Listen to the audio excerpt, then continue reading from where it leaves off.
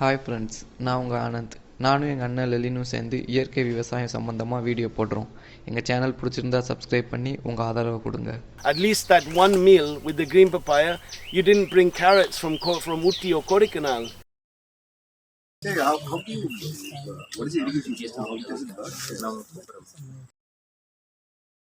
So you peel it, you grate it, and it can be used as a carrot substitute.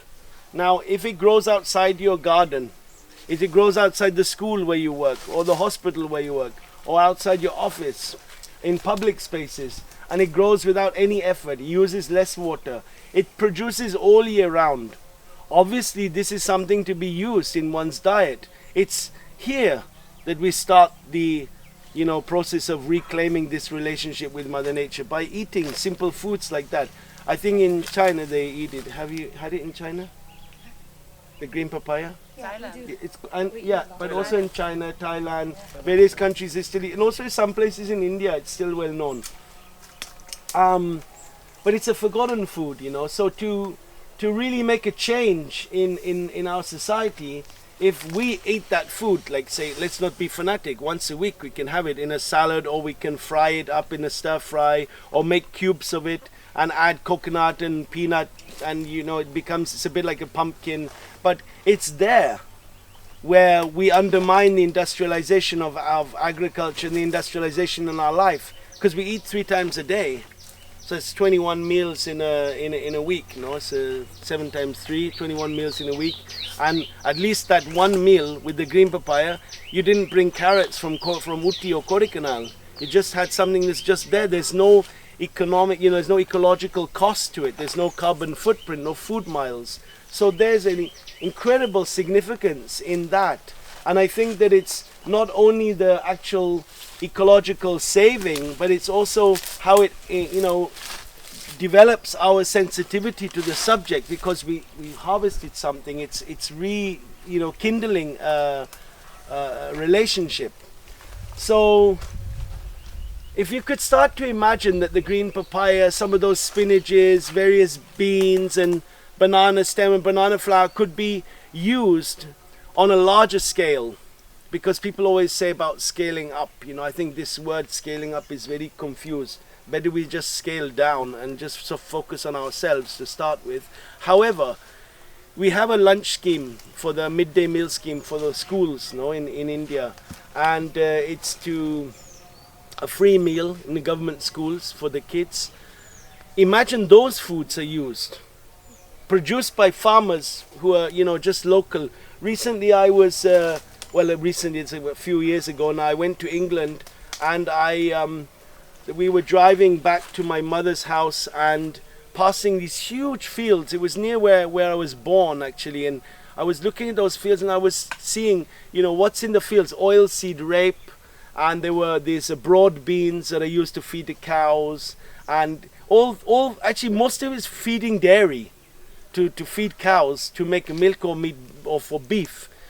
And you're like, man, this is so crazy, the industrialization behind these fields. Imagine that one field, which is like 50 acres, was used to feed people in that village or in that bioregion. Imagine all those fields fed kids in schools in that bioregion.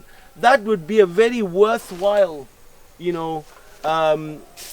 activity to try and re-inspire a community's relationship with where their food came from.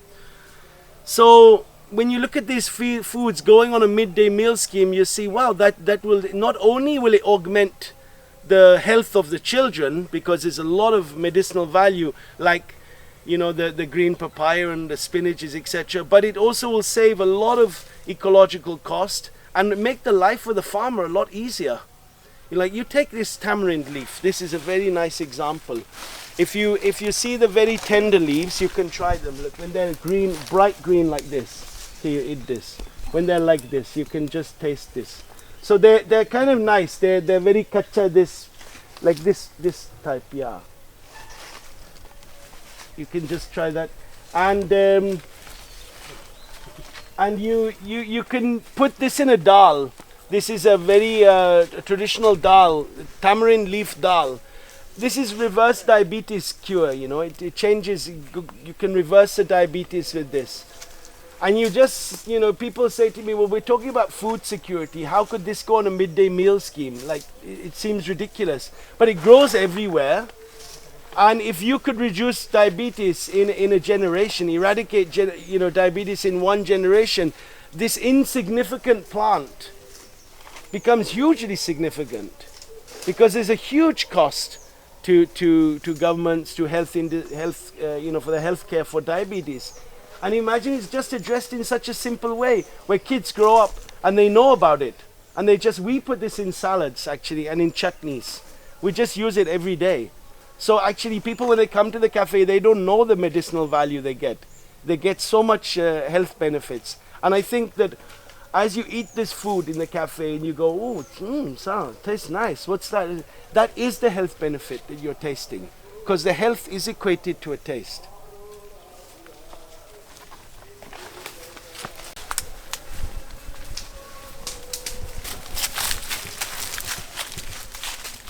This is 4 to 7% dopamine. It's very good for male and female libido, for Parkinson's.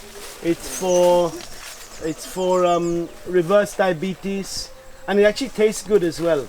There's a certain amount you should eat. You shouldn't eat too much. You get sick to have too much of this. It creates a lot of testosterone in the body. So that knowledge is a culture. That's the knowledge that your grandma will tell you, don't eat this, don't eat that, have this in this season, and don't have too much of this. That's what culture is. Culture is a living knowledge. So, to reclaim the understanding of that is reclamation of your culture, and that is your relationship with these foods. There are many, many, many, many plants here to show you, but time is a little limited. There's the drumstick, so everyone knows the moringa. But then the question is like people know moringa, and people will eat moringa in villages, but people in city will buy it in a capsule. They'll spend a lot of money for that, but it's ridiculous. If you go and ask a village person to have in a capsule, they'll laugh at you. They'll say, why are you putting in a capsule? You make a curry and have it with the rice. It's very tasty.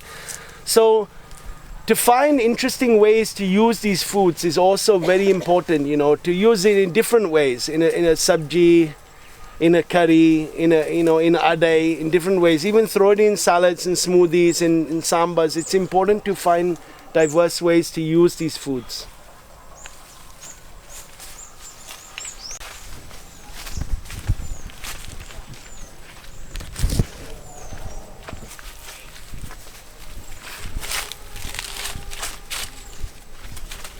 So I can just say that this is a very simple subject. We have made the world very complicated. We dig a big hole and we climbed in the hole. Now we can't get out of it. But if you look at the traditional societies, the traditional, when we're in India, we're talking about not so long ago. We're talking 50 years ago, where people still related to their food on a very daily basis and on a seasonal basis. And that very relationship is what I feel can heal our planet, because it then brings something which is, we can say the local food. As I said, it's an adhesive in the society. When you put the drumstick spinach between us and we both eat it, you like this music, I like that music. You like Sai Baba, I like Sri Aurobindo. You are this religion, I am that religion. You have this opinion, that opinion. But the drumstick spinach, it cuts through concepts, ideologies, ideals, opinions, beliefs. It's just, we'll both agree it's good. So it becomes the lowest common denominator in any society. And I think that's really, if there's anything to take away from this tour today, it's that the local foods are really they're really the thing that can bring a society back together with a collective value. And to do that, you need community. Without community, you can't do anything. And when you start to recognize the interrelationship of all of this, some people come in, they want to start organic farming and they're going to sell drumsticks and make money like that. But it's still very myopic. It's got nothing to do with that. It's to do with connecting people and food. So food and people, and then of course celebration is also part of that. Education, I say music, arts, education. It's all like they're all part of this adhesive that brings us together because they're fundamental values for people. So I welcome you to have a lunch in the cafe because it's there that you will taste what we're talking about rather than being on a cerebral level. It's there the most interesting thing. Thank you for coming. Sorry not to have more energy today, and we will, if you want to join us, we also do some workshops, and Sinjuti can tell you all about them. If you want to meet her, she will tell you what we have. We have mini workshops in the weekdays, and we have weekend workshops once a month. Monday, Tuesday, Friday and Saturday. Yeah. Wonderful. Great job. Thank you. Thank you so much. Yeah. Say, how do you, what is the education system? How does it work? So,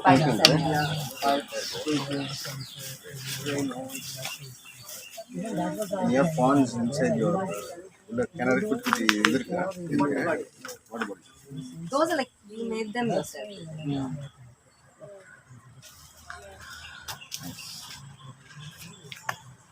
Wonderful. Right, see you. Yes, sir. You do this every day, sir. Every week.